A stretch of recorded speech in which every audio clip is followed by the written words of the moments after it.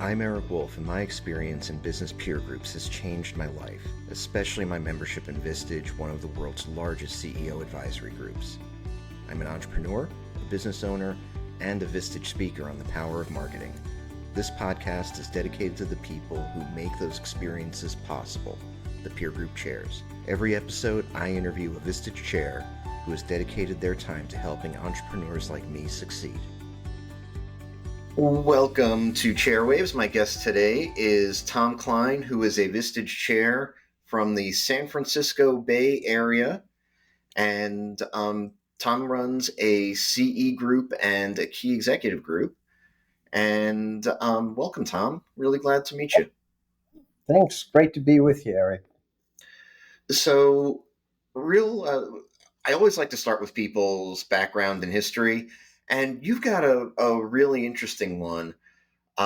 You spent a very full career in the hospitality business before becoming a Vistage chair, and I understand that you're still involved in some ways with the hospitality business. How did you get into hospitality in the first place? How did you decide that that's where you wanted to be? You know, it's a good question. I get asked that a lot because it's been a fascinating career, and I've been blessed on many different levels and have had some great mentors. Actually, it was more by default than design. I wanted to actually be a criminal lawyer. I went to school at Boston University and went to started grad school at UNH, and I just lost total interest in law. And honestly, I didn't know what to do with myself. And I started as a waiter in the fine dining room at the Peppercorn Duck Club in Columbus, Ohio, and I made a ton of money. And I tell you, I never looked back, Eric, and just fell in love with the hospitality business. Got into Hyatt's training program, and had some great mentors, great opportunities. Always jumped at the opportunities, and had a pretty fast career growth through some wonderful brands, and that brought me around the world, actually. So that's how I started, and it's been a fantastic 4-decade journey. Most of from what I saw in your bio, it looked like you did, and of course, fine hotels also include fine dining. But what prompted you to go from dining to the hotel business? Yeah, well, the restaurant was in the hotel at the Hyatt in Oh, Columbus. I gotcha. Yeah, so there was integrated within the hotel space. Then I went in the kitchen and realized, I hate the kitchen. I love to engage, both from a strategic standpoint and with frontline staff and guests. So I pursued my passion and loved it. You don't go in the hospitality business to make money. You go because you have a passion and you have a bit of a purpose. And I knew I wanted to grow in the business and make a difference. But really a fantastic journey. We're we're going to talk a little bit about that journey, but there's one stop on your journey that I found especially interesting because you I know that culture is something that's important to you from a standpoint as an 100%. employee, a coach, a Vistage chair. Um, and one of the stops on your journey was the Ritz-Carlton, Yeah. and Look, that is a company that is renowned widely for having one of the best cultures, not just in the business but anywhere. and that's correct, and very astute of you to pick that up. I mean, Ritz-Carlton and Horst Schulze, who was the president at the time, we were a small company. When we left, a bunch of us left Hyatt and, went to Ritz-Carlton when we were a handful of hotels. And nobody, in my opinion, when you take the philosophy of ladies and gentlemen serving ladies and gentlemen, which really embraced the culture of what Horst and all of us tried to do as we grew the brand globally. As we say, and which sticks with us, culture out trumps strategy any day of the week. And over my 4 decades in the industry, I could tell you, you don't have enough time for me to tell you the story around the belief that truly does work. And I don't care where in the world you are.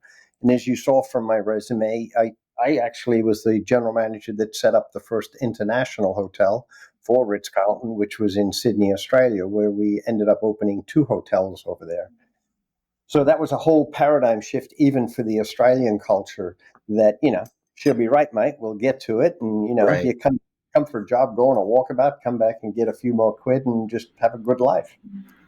So What yeah, did what did uh, what are the key learnings that you got from the culture at the Ritz? What specific lessons did you bring back with you from that experience? look, understanding that it takes a village to drive outcome. And one of the things that was really important and we stressed a lot was the whole targeted selection process from recruiting and putting the right people in the right positions, empower, embrace them, and get out of the way and let them get the work done. And having worked through the ranks, I don't care whether you're a steward cleaning pots and pans, making the beds, the general manager, the controller, engineer, whatever. It is really having everyone understand his or her functional role within the organization and meeting them where they are, embracing them with a high degree of respect, trust, integrity, and transparency in building that culture on a long term sustainable basis. And if you start to make that intuitive, and it doesn't happen overnight. This is, you're talking about 18, 24-month process before you can sit back and say, holy moly, this is actually really working, because everybody takes ownership to their functional role within the organization, and you truly embrace and respect that at a personal level. I tell you, Eric, the best part of my life and career was at 4:30 in the morning, being in the kitchen with the staff, getting a fresh cup of coffee in the bakery, grabbing a croissant, and just having fun with the staff. And you know more about them and each other, and we really embrace each other because business, particularly the hospitality, it's like theater. If it's 7 o'clock, 6 in the morning, you're not ready, you're reacting, you're on show. That curtain opens and you are on show, and we better all be on our best. It's a business that, in a very particular way and in a different way than a lot of businesses, it's about the preparation, right? It is every business. It's about knowing your business, knowing your customer, knowing your employees, embracing the strategy, making it collaborative, and driving outcome. And the accountability plays a big piece of that, but the accountability is part of what they look for. Right. So we'll go back. You're at the Hyatt, and you've got your start. You walk me through the career. Opportunity. It was growth and opportunity and learning. I was always one that, remember the old days, man, I'm a little older than you, but, tell Mikey, he'll do it. I'm the Mikey. I'm the Tom. Hey, who wants to go to Memphis? Who wants to go to Dearborn, Michigan? You say, yeah, I'll do it. I knew because there would only be two or three people who would raise their hand. You say, Right. who wants to go to Laguna Niguel or San Francisco or New York? You get the whole room coming up. But, with that, number one, I got the opportunity to learn other areas within the business. Number two, I created a name around myself. Just have Tom do it; he'll do anything, and I embraced that on many levels. And I was blessed with a partner that should tag along for 35 years, and Well, I imagine that that's a life that is not going to be easy on a family. How did you juggle that? it isn't easy. I was blessed for now 35 years married, 37 years together. I'm German born, grew up in Australia, US citizen. We got married in Sydney, Australia. I have a son born in Sydney, a daughter born in Johannesburg, South Africa. And from my first marriage, we have three kids that were all born in different parts of the country. So little United Nations, and it is you got to work at it. But we were both blessed that we were fully aligned on not only my career but raising the kids and also enjoying the world. But Eric, I've moved 34 times in my life, so I could also show you how to pack and unpack and move around the world.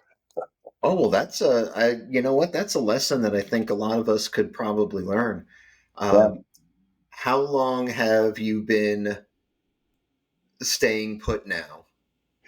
Yeah, this is a long time for us. We're 4 years, a little over 4 years now, living in La Quinta out in California, Palm Springs area. But with my Vistage chair work, I get to San Francisco for a week, 10 days a month to meet with my CE and key group. And some of my CEs, the ones where we do it in person versus virtual. How long are you starting after 4 years to get, hey, are we staying, are we going, or are you Uh, here? oh, it's a great question. My wife's out looking at homes now. We got that 3 or 4 year itch. But look, we love California. We'll stay out here because we have kids in California and in Denver, as I said before we got on this call. Um, but California is home. You come to a point in your life where you gotta keep a base. Although we've had quite a few forever homes. There you go. So what brought you to, so ultimately, clearly you are not working daily as the general manager of large hotels. What brought you from that to Vistage?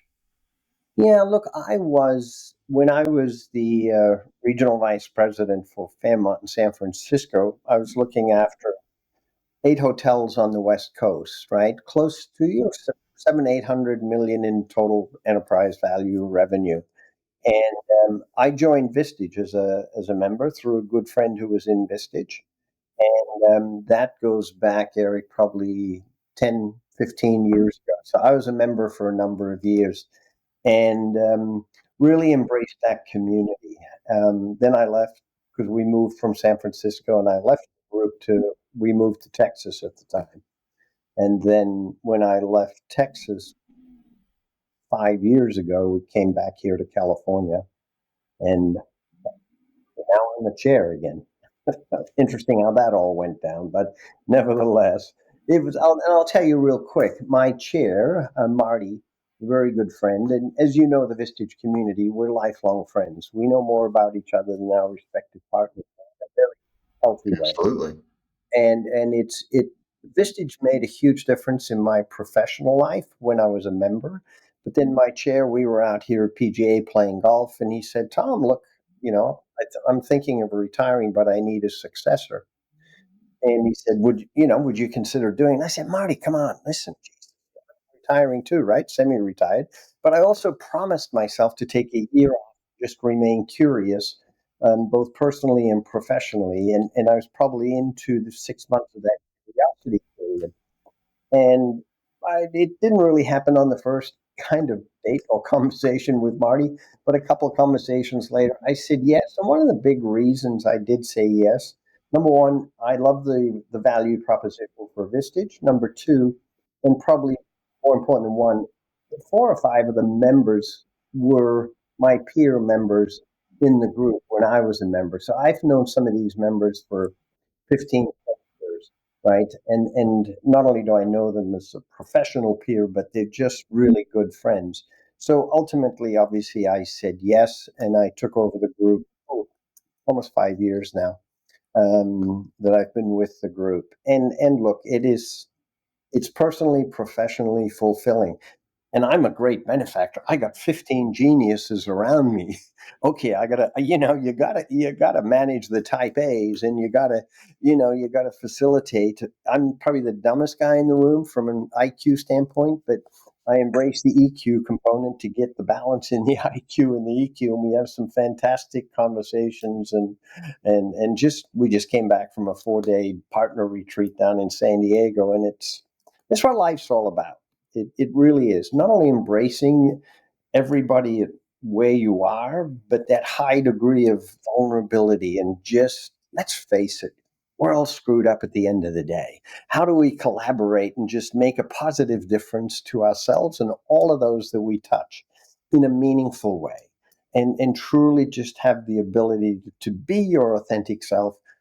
Find your passion, do your passion, ask why you're doing it, what's your exit, what's your legacy, all of these great things that make life so fulfilling from cradle to grave. And if we can do that and make a difference collaboratively, and if I can help facilitate and influence that in any way, not because I'm smarter, but maybe I've got some experience, particularly on the global footprint standpoint, from a culture standpoint and people standpoint, from being, a line employee cutting onions and stuff in the kitchen to being CEO, managing director of a publicly listed company in South Africa. It gives you a diverse range of experiences that you're able to share, but then also be the benefactor of everybody in that room. That's pretty cool. And for me, it's life is about continually growing and learning, and giving back where you can. So that is for me. That is just that is fulfilling on many different levels. I've gotten to talk to a number of chairs on this podcast that have inherited a group that they were once a member of. Right. What was that part of the experience like for you? I mean, and I imagine it's sort of multifaceted because you're succeeding somebody who you value. Right. You've got a relationship with a number of people in the room, and the nature of that relationship is going to change. Right.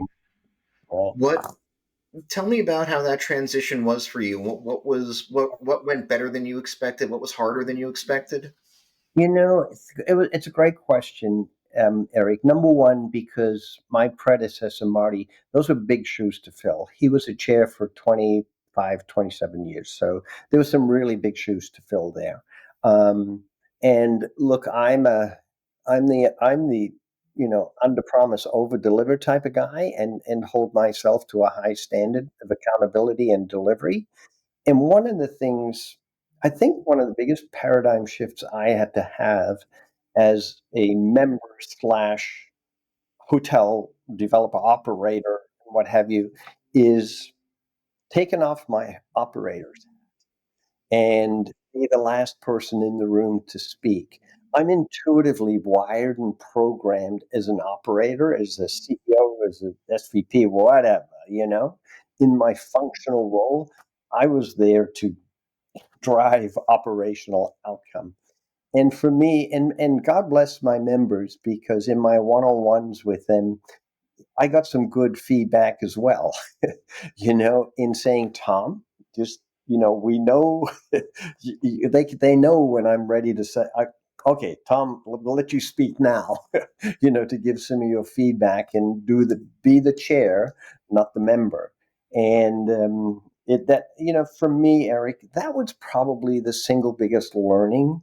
Um, as transitioning from a corporate member in the industry to being from a member to a chair, and really taking notes, facilitating the conversation, adding value towards the end, but try not never to be the last one to speak. But they also appreciate the value of experience and wisdom that you bring to the table. So it's great, and they're just such a terrific group. There's a lot to. I imagine that there's a contrast between the experience that you bring to the table and the experience of the folks in the room, Yeah. um, being uh, being a corporate senior executive and being an entrepreneur or a business owner, for example. Those can be different things, and of course, you're Yeah. also bringing, but there's obviously that corporate There's a lot of contrast, and you've probably got. I imagine that one of your hotels when or at your last job, how many folks were you managing? On how many people were under you on that Oh, org chart? the biggest group. I mean, if I was in Africa, there was close to 3,000. Here, there's over about 2,700 people within the portfolio. You have you've got your regional team for C-suite, and then you've got all your general managers that report into you. So it's a big team, but it's like any organization. I look. I found it harder to run a 100-room hotel in Sydney, Australia, than 5,000 hotel rooms because I've got the support infrastructure, But right? what is the what do you think has, in your experience in particular, has made you a really good fit for your group? Um, Empathy, listening, certainly wisdom and experience. Look, I have been blessed in working through mergers and acquisitions. I've been through transitions, through takeovers. Um, because I was at the high end of the market, just meeting some of the most perceived, powerful, influential people in the world, and not only meeting them through a handshake or a kiss on the cheek, but really spending some time with these folks and getting a real life value proposition through some is the good, the bad, and the ugly, by the way. But I mean, if I look around my room, there's Obama, there's Musharraf, there's Tony Blair, there's Clinton, there's George Bush Senior getting his haircut, there's Michael Jackson, there's Dalai Lama, there's Audrey Hepburn, who I love to death. But you meet these people, you meet them at the place where they are when they're out of the paparazzi. I spend 10 or 15, 20, spending an hour with the Dalai Lama and it was just keeps your feet grounded. And the sense of, navigating through that space and having been blessed with those experiences and being able to talk about the journeys. My wife and I often talk about dinner with Rupert Murdoch on Hayman Island in the Great Barrier Reef in Australia, one of the resorts that News Corp had an investment in, and we were just talking about life, creating wealth. And don't chase the money, chase your passion, chase, what is your purpose in life, and stick to that. Because you make a million, you're going to want two, you want 10, and so forth and so on. Um, so there's a lot of life learnings that I've been blessed to have firsthand experience with. Sitting with Nelson Mandela, for example, and talking about post-apartheid and having a cultural transformation, having a shift that he said, and he looked me and I said, Tom, look, I'll never see it. This is a multi-generational change. But if you take that at the macro level and you take that down to the human, the personal level, life is no different. What do we control? What can't we control? Where do we make a difference? And who do we do it with? And let's just make sure we embrace society as a whole and have a purpose, mission, and value in our own personal life to just live that full one. I'm curious also, having worked at among, we talked about Hyatt and we talked about the Ritz, and but beyond that, you worked at Fairmont, Swiss Hotel, and I mean enormous, well-known, well-regarded brands. I'm curious if you ever talk to your members about branding and what sort of advice you've given. Well, I mean, the world has changed a lot from a branding standpoint and how you approach it. So, I mean, the topic does come up, and where does AI play into the future? How does that work? And I'm the oldest guy in the room of my 15 members, and I've embraced AI at 100. If we're not on the AI boat today in a meaningful way, not as to driving decisions, but to have it there as a thought partner for you to challenge the outcome model and really I did a one-on-one and shared my screen with a CEO that just retired his company, and we said, what do I do next? And we navigated through AI, and I tell you, Eric, it's changing the world. It's but if we use it right, we got to have swimming lanes in there. So back to your question on the branding side. I mean, why does Coca-Cola, why did Pepsi, why do all these big companies continue to spend millions and millions on branding? Because we want your brand and your product to be front of mind. So where do we do it? How do we do it? And where does social media play? Where does AI play? All these things, it's changing so dramatically. Look, and I'm not the expert in anything. That's why we bring in our speakers, whether you talk about speakers like, Sharon Ingram or Sandy Gennaro or Kathleen Quinn Voto. We got some great speaker networks out there. Patrick Ungershik is fantastic if you're setting your company up for success, but do it at the foundational level, not 5 years into it. So you can be, so that, and branding falls right into that mold of really how do we best do it and who are we branding to and what are the resources you put behind it. It's fascinating time, I think.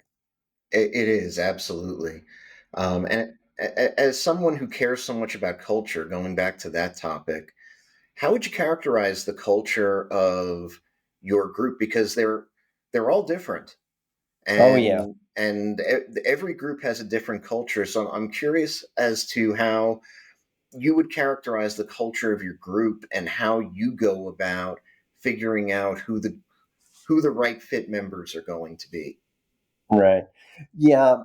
And another great question for me, and as I said at the onset of our discussion, culture out trumps strategy any day of the week. So for me, culture is of paramount importance. I will not, and I've said no to a few. I will not take anyone within a group that is hasn't doesn't have a high degree of authenticity, vulnerability, and really, embrace that. We need each other to survive as a whole that can give and take in as well. Look, I never thought I'd do this, but I made an error in the sense of I had a member that culturally wasn't a good fit for the group, and I had to make the decision. I obviously spoke to the members to ask that member, this is probably not the best group for you because it's one that is not a strong cultural fit. We as a group, and all 14, I guess I have now 14 of the CEOs, we know each other so well, as I said at the onset, and we understand each other at the personal level. They're Right. 14 different individual people. But if I show respect and encourage feedback, encourage openness, transparency, let's agree to disagree, let's talk, let's be open, let's be trustworthy, let's show respect. But when we're in the four walls in this for our full day meeting, it all stays here. It is sacred. There is nothing that is not sacred. And Right. when you create that environment of safety, it is amazing how all of us open up, both on the personal, professional level, with such a high degree of integrity, trust, and respect that really drives positive outcome on a personal and professional level. And when you see that happen in an intuitive and authentic way, it's magical what you can really, everybody wins, including myself as a chair. I say, what the hell am I doing? I drive to San Francisco 7 hours every month and drive back. And I said, why am I doing this? I say that on the way there. When I'm driving back, I got the biggest ass smile on my face and say, it was just the best bloody week I have. I'm coming back next month. You know? And it keeps me alive intellectually, emotionally, spiritually, physically. It's been absolutely wonderful chatting with you, Tom. If folks have questions about how to join your group, about where they should stay on their next vacation, what's the best way for folks to get in touch with you? Oh, I have a lot of people that are friends that want to go on vacation. Trust me, there's a lot of those. Look, the best way is probably my Vistage would be tom.klein at Vistage. I don't even send myself emails, but that would be the best one. Would be tom.klein Klein at vistagechair.com. Um, that's probably the best way to get in touch with me. Well, they can do it through you as well. Oh, there you go. I'll just broker all your folks from now on. It'll work out. Broke the money, folks. Filter them for me. But no, look, always delighted. Look, I also sit on a few boards, and I love helping youth that are going through life. I think I have 4 or 5 different younger folks that are in the hospitality space. They're trying to navigate their own careers and universities and what have you. This is the part of life of giving back that's great. Well, thanks so much for being a great guest. I really enjoyed chatting with you today. Likewise. Thank you, Ray. Thanks for listening to this episode of Chairwaves. You can subscribe to our feed using Spotify, Apple Podcasts, or your platform of choice. You can also visit chairwaves.com for more information. Chairwaves is hosted and produced by me, Eric Wolf, and to connect with me, you can visit my website at ewolf.live. That's EWOLF.live. And a disclaimer, while I love Vistage and CEO peer groups, this podcast is not owned by or affiliated with Vistage or any other peer organization. Thanks for listening.